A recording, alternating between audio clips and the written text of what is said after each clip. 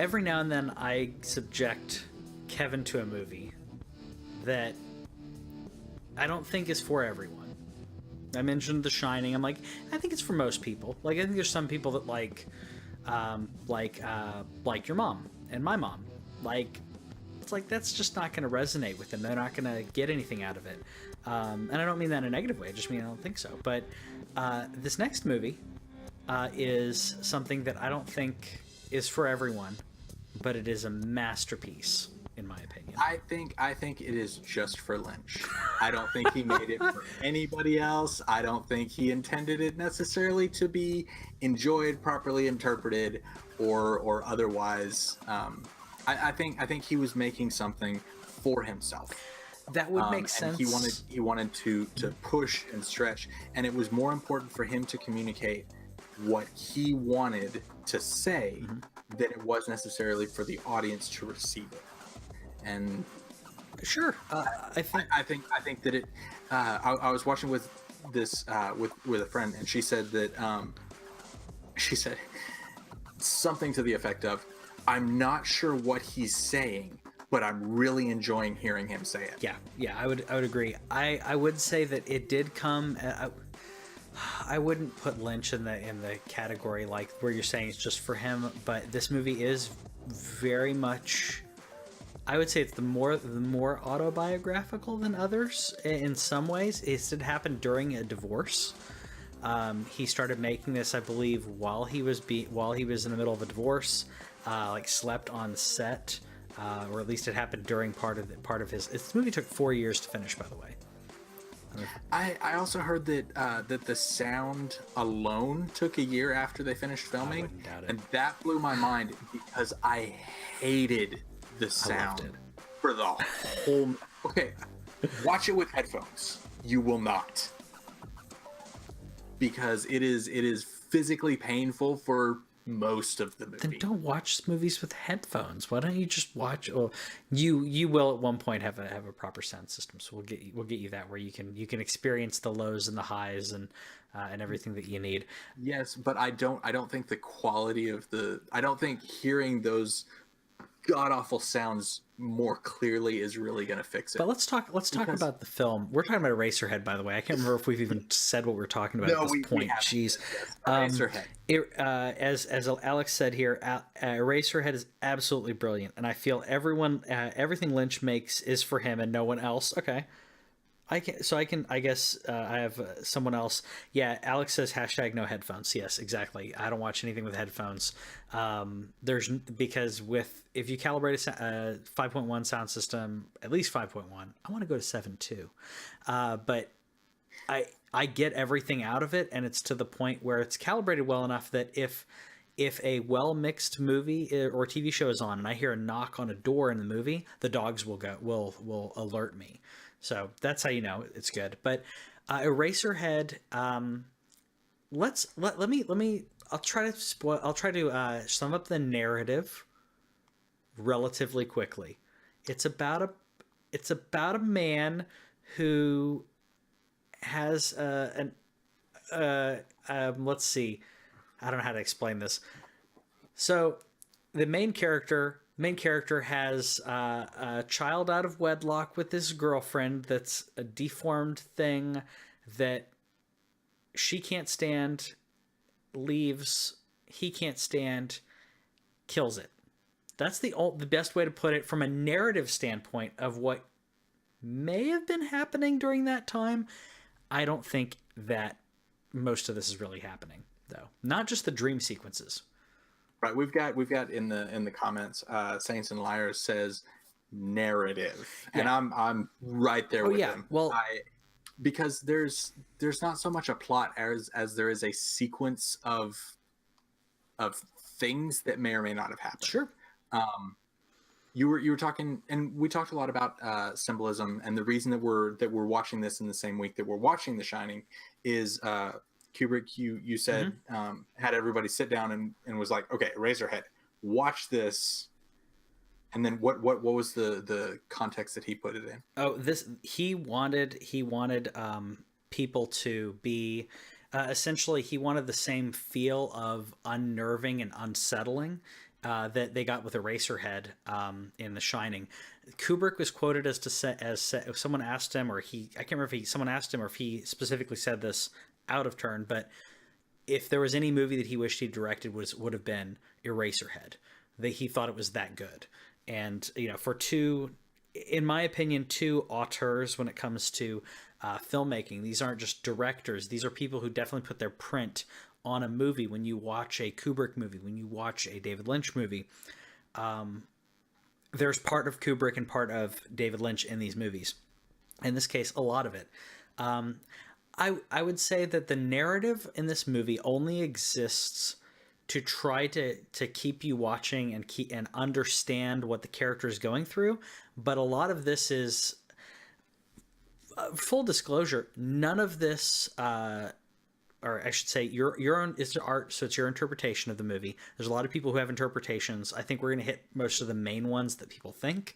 Lynch has said no one has explained it correctly. And I'm going to go back to my statement. This is a movie that David Lynch made for David Lynch. Okay. And only David Lynch. So there are a lot of different ideas, and you were talking about theories. I haven't really researched into a whole lot about this. And so my experience is simply a couple of days ago, I was in the room where this movie played and I experienced it. I don't think it's so much that we watched it. Yeah. But yeah. I think you hit on a big theme though. Just a second. So the thing that I would like to go through is just kind of say what I drew from it, and then I would be interested in hearing other theories, other ideas about what was happening. But one of the big things that I would like you to be kind of thinking was, and this is from the chat, what do you think that Lynch was trying to accomplish with the movie? What he was trying to accomplish? Like from a film standpoint? Okay, so from a filmmaker standpoint, I think he was trying to put his name on the map. And he definitely did that. From a narrative standpoint, I think he was trying to go through some universal themes and some, I would say, overall things that I think anyone or most people would get out of the movie if they were trying to interpret it, but definitely trying to make a good art film, because there are so many bad art films, and this I think is a good. It is unsettling, but I would say that I think that's what he was trying to do. He was trying to use art. He's trying to use film as a way to show his art from a filmmaker and storyteller standpoint. I think that's really what it was.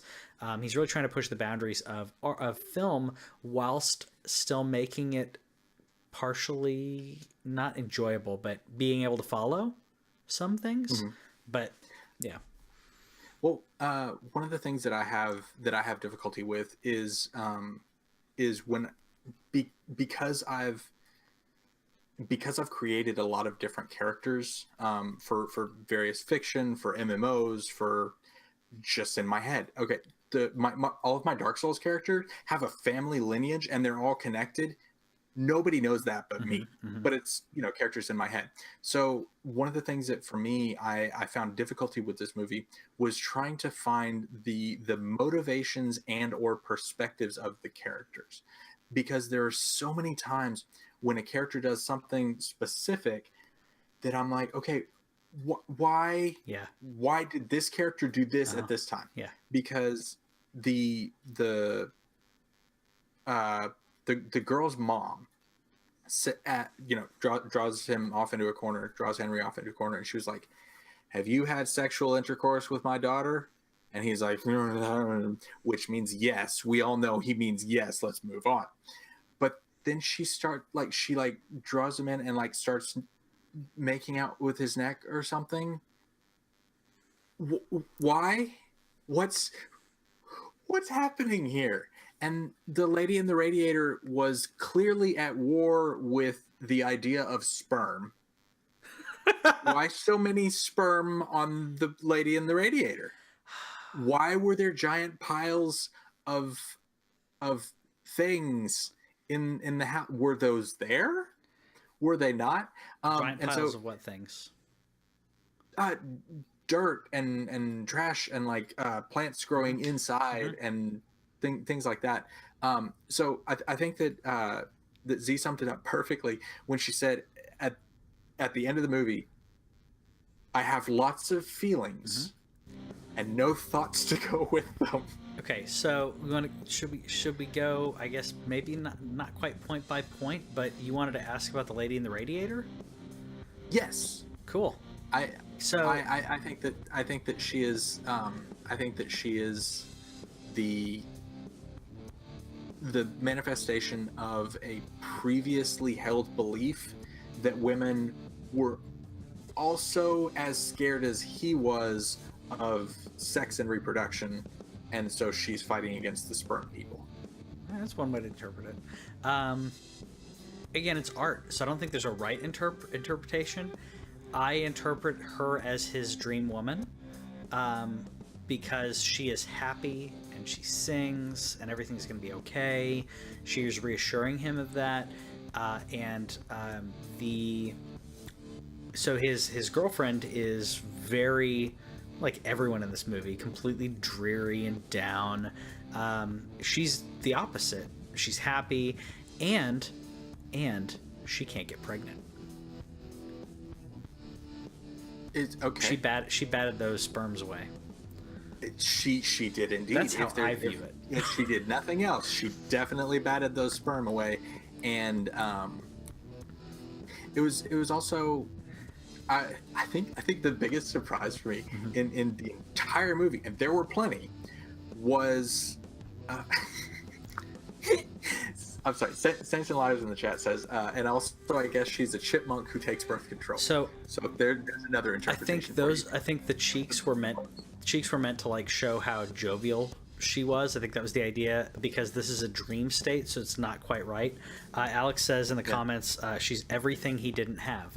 I would agree. It's like this is the world that he could have, and his second to last or last view of her is where he gets decapitated in the dream, if you will. He's decapitated by what looks like his son, and it's very much an idea of one of the possible themes of the son replacing the father, which you could say that the son's sickness is his own sickness, and he knows that he's passing that on. Again, this is all up to interpretation, but either way, the way that he views the son, especially towards the end, is like, this is what's in the way of everything that I want. This child's is destroying my dream, and I need to end it. Spoilers. But what I was saying a second ago, my biggest shocking moment of what is, I had believed throughout most of the movie that this was like a being that was just swaddled, because when humans are tiny, you're supposed to like swaddle them and stuff. Yeah. But it wasn't. And it wasn't. That was part of the creature itself. I thought that was swaddled, and that it was again, maybe this is interpretation. I always thought that was swaddled, and it was so frail that its organs were just out there, like, so when because that was how I interpreted it, at least. Also, I'm sure that you probably noticed that the baby is kind of phallic. A little bit, yeah. And when he opens up the bandages, there's only 2 organs. Yep. So, yeah, there's a little bit of symbolism that's not as hidden, but what he meant to say with that is up to interpretation again. I think this movie, I don't think there's right and wrong. I think there's a lot of interpretation. I think that more people are more accurate, not to say that they're right. That's the way I view it. Okay. Yeah. Again, Saints and Liars. I feel like calling that lady in any way jovial is wrong. She looked scared to me. I didn't get a sense of fear from Chipmunk Lady. Chipmunk / Radiator Lady. I got a sense that she was putting on a show. and that may have not been everything that was there, but at least at the surface level, it's like, I'm gonna be okay. She may not be okay, really, but she's definitely putting on a show. There's a spotlight, and I think that also makes us. That also is reflective of how we view our dreams and our goals and our the things that we want in our life. That we reach for our goals and we say, our bucket list of what we want to do in our dream world. It's all the really good stuff, and you don't see what's really going on behind the scenes. That's just my view on it. The puddles, by the way, are the womb, in my opinion. There's puddles everywhere. Okay, speaking of liquid, the sex scene with the lady across the hall was thus far the most unpleasant sexual imagery I have ever experienced, because none of that was in any way positive. And like,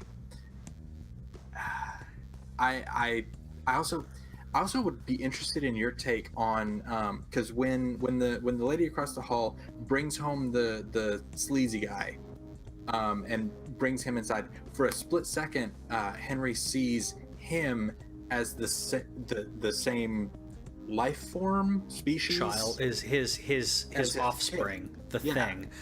I think that's reflective of, it could be two things. One is that's what's holding him back from being with this woman, because that could definitely be part of it.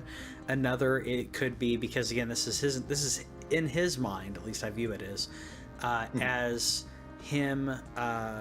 So not only her thinking that that's what's holding him back from being with her, in her eyes and in his, where he views it as himself, that is who he is as well. Again, it's trippy. I also like the fact that the guy that she brings home, not to say that our main character is a great looking guy. I think he's normal looking other than the hair, but the guy that she brings home, not so much of a looker. No. And not really. I think that's purposely done again, specifically because that's how he views that man, and that's how any jealous person will start tearing down in their mind that other person, because they're not them. So the idea of, oh, he's so ugly and look at him, he's old and whatever, I think that's definitely him. Similar to we were talking about The Shining, of things that could be happening in real life or not happening. I don't think most of this movie actually happens. If it was a narrative, this is definitely interpretation, as well as art, they're trying to convey messages with non-literal images. I think one of the specific things that for me made The Shining more palatable for most people, the fact that frequently, I think most people would say that at least some of the things that we're seeing are real. But when you watch a movie that doesn't at any point have, okay, this is definitely, we're taking the lenses off, and this is something that's objectively happening. I think that in my mind that makes it more difficult to be able to absorb, because then I'm just like, okay, well, these are the rules of this universe. This isn't an actual person. This isn't my reality.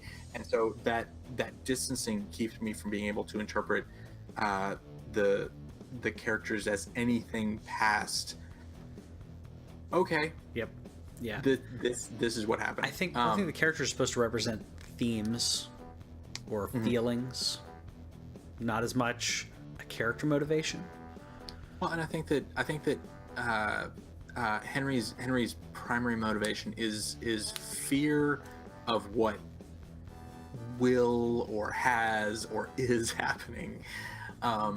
Like his fear is the overriding character motivation that he has.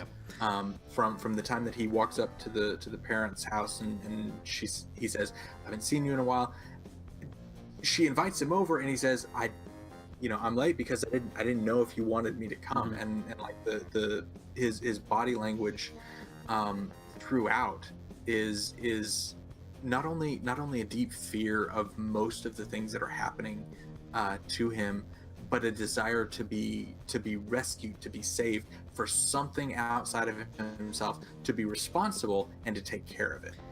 And so in that, I saw a more significant parallel than I thought I would, between Jack and Henry, Jack from The Shining and Henry from this movie, because they wanted to push and make anything that was happening to them or to the people around them that was negative to be anyone else's fault or anyone else's responsibility other than theirs. And they took that to a point that they would then take action that caused the situation to be worse, because they were trying to, in my mind, because they wanted to blame even the results that they themselves caused on someone or something else. Sure. No, I think that's a really good, it's a really good interpretation of it. And you hit on something that in regards to fear, I think that's what this movie, at least in one of the ways that I feel that Lynch is trying to convey in this. I don't think the child is actually a child. I think that the child, and most of this movie, like I said, I don't think it actually happened, literally, physically, whatever. I think the child is his fear, and it's his, and there's a kind of a fear holds him back. The child's holding him back from doing what he wants. There's a lot to that, but that's one of the things that I think. Counter theory. Sure. I think that the child could be representative, and I'm using child generously here, but I think that it could be the representation of the relationship itself that he has with this girl, because he's clearly not comfortable with it. He wants it. He wants it to be a thing, but he doesn't know what to do with it or how to interact with it in a way that allows it to grow and to thrive. Yeah. And how to fit it into his life. Yeah. It feels like it's taking over. Yeah, and particularly when the girl across the hall comes over, one of the things is that she keeps looking over at the wailing mess that's over there in the corner. And I think that a lot of times when we go through situations that we don't understand, if we're not able to deal with those feelings and those emotions and be able to come to peace with what has happened, I think that that's something that other people can sense. And that's something that can affect every interaction that we have with people outside of ourselves. And that was kind of how, in the course of the last however many minutes we've been talking, because I hadn't thought of specifically what the being could represent. Sure. But as I'm thinking over it, and damn it, I'm gonna subject myself to that movie again. Suck, yeah, Patrick. But okay, so let me finish this thought and then we can. But the idea that this is the scariest thing that he's ever encountered. He wants it to work. He wants it to be okay. And then when she says, "I can't do this. I'm going back to my parents," which that house in and of itself, that house is a very strange place. Yeah. But yeah, she's like, "Okay, screw this. I'm leaving. You deal with this." And so he still has the leftovers of that relationship that he never knew how to deal with in the first place. Sure. And I think that we could keep talking about this movie for probably hours. But I was really surprised at how long, because Z and I watched it. We'd never seen it, and one of the first things she said was that comment about lots of feelings, no thoughts whatsoever. And then we talked about it for another 45 minutes. Lynch will make you start conversations. Alex said in the comments, it's a film designed to start conversations. A lot of Lynch's films are like that, other than Dune, because Dune was him Dune and The Elephant Man, because that was him working for someone else as opposed to a Lynch born product out of his brain. There's other symbology in this movie, like the Symbolism. that too.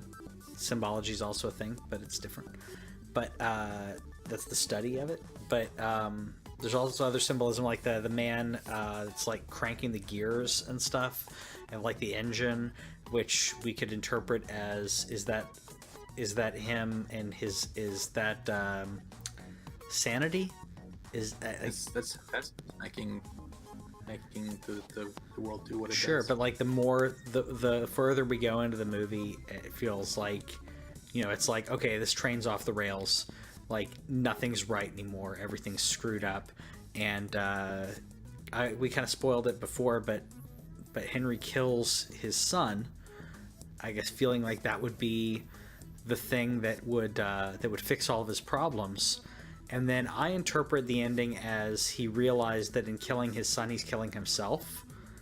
Mm-hmm. And then he just loses his mind at that point, which is how I feel about it.